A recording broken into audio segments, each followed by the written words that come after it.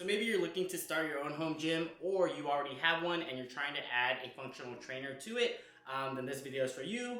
So this is also very inspired by Kaizen DIY Gym, so I'll link his video up here so you have that for reference. But I'll be going over what materials you'll need to build it, the cost of those materials, pros and cons of the functional trainer, and some other alternatives that you might want to consider if you don't want to end up doing this.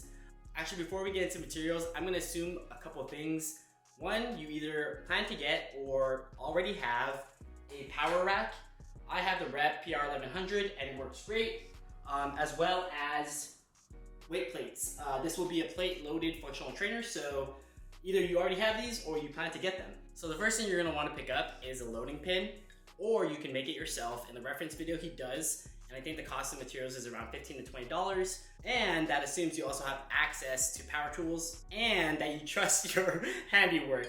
I decided to go the lazier route, so I bought this from Titan Fitness, and each loading pin is $24.99. So I actually ended up picking up two so that I can have access to more exercises. So loading pin, number one.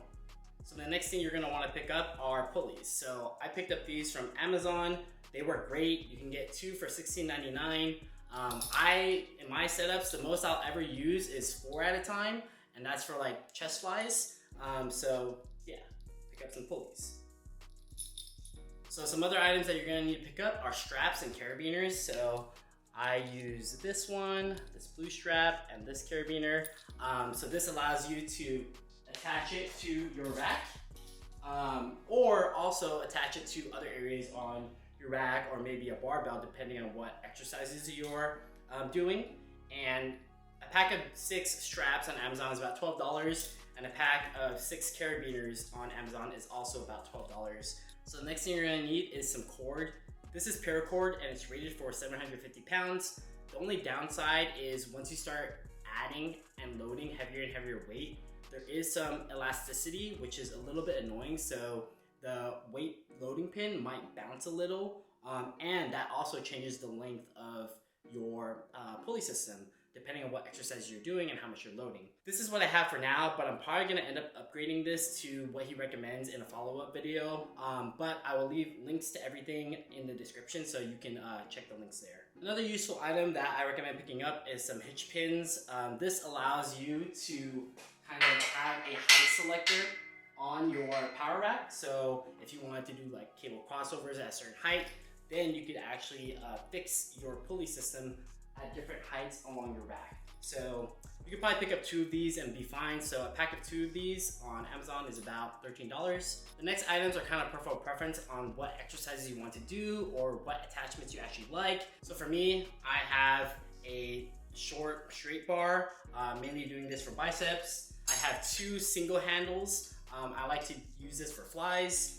I have this low row attachment, and then also the rope attachment. So in the past, I've had really good experience with Yes for All on Amazon, so all of those are Yes for All. So that pretty much does it for everything you need to build your own DIY budget functional trainer in your home gym, minus of course the power rack and weights. All in all of those items, if you order from Amazon and Titan, will cost you $226.86, and this is shipping to California. And that's pretty good considering that most budget functional trainers range from $1,000 to $2,000, and the more higher end ones are $2,000 plus. So this is almost 10% of the cost of a full out functional trainer.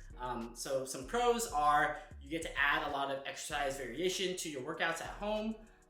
You get to have constant resistance or tension on certain movements. For example, like if you're doing a free weight and you're doing like lateral raises, when you're at the bottom of the lift, right, this is really easy because of like gravity's not really fighting you here, and it gets a lot harder once you start lifting your arm up.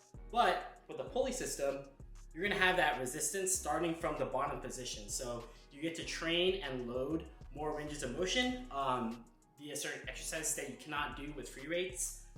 Some other pros are if you already have a power rack setup in your home gym, you don't need a whole nother footprint of the size of another functional trainer. So let's say I were to buy a Rep Fitness functional trainer outright and put it in my home gym. Well, the footprint is going to be almost the same size as my current power rack, so that's going to take up even more space, doubling the size of this footprint in my garage, which I would like to avoid. So this saves a lot on space and makes it a lot more compact, and you get to use what you already have or plan to get. So some of the cons about this setup.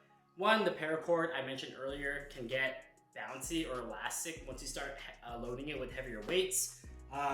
Also, another thing that happens every now and then is the paracord will get caught in these slots in the pulley. So you have to kind of check before you start your lift, like to make sure that the cord is on the track. Another thing my wife thinks is a little bit sketchy because you know, you're trusting your knots. I won't recommend any knots, so do your own research on what knots to tie. So it might, I mean, there's some risk involved by doing it yourself, but as long as you trust your knots, you should be fine. So another con is this is gonna add some time to your workouts because you're gonna have to configure the pulley system based on what exercises you're doing. If you're doing just like lat pull downs or, you know, tricep pull downs, it's pretty basic. You only need one pulley and one pin.